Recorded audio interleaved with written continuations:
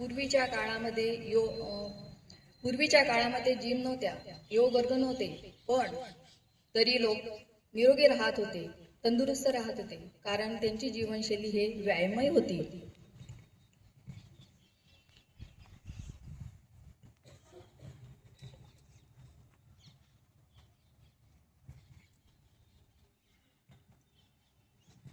अगं, आम्ही रोज विहिरीतून पाणी काढायचो,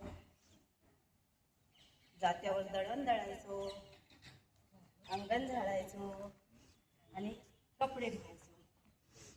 आमच्या वेळेस व्यायामाची गरजच नव्हती. अगं आई, माझं वजन वाढलंय, मला योग क्लासला जायचं हवं. अगं, थोडं घरकाम केलंस तर त्यातच व्यायाम होतो. पण योग क्लासला प्रशिक्षिका असतात.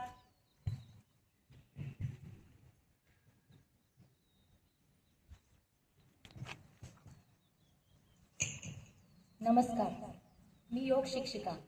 भारतीय संस्कृतीमध्ये आपल्या योगाला विशेष महत्त्व दिलेले आहे, कारण योग म्हणजे फक्त आसन नाही, तर शरीर आणि मन यांचा समतोल आहे. आमच्या काळात काम करताना व्यायाम व्हायचा. हो आजी, तुमचं बरोबर आहे.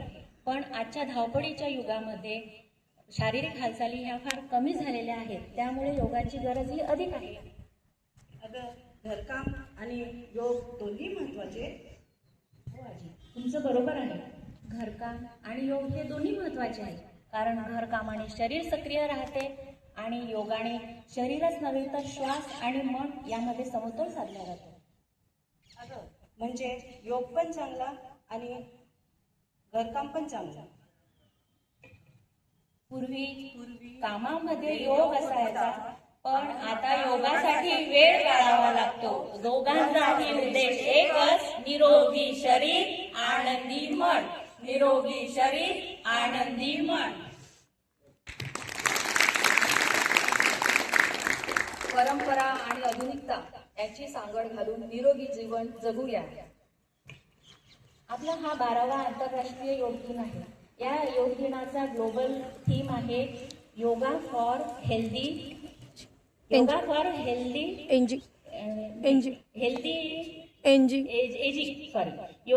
Healthy ageing. या संकल्पनेची शिकवण अशी देते की निसर्गाच्या नियमानुसार आपलं वय तर हे वाढतेच, पण त्या वयाला निरोगी, उत्साही आणि आनंदी ठेवण्याचे काम हे योगाद्वारे निश्चितच आपण करू शकतो. आता सर्वांनी माझ्यासोबत नारा म्हणायचा, करो योग रहो निरोग.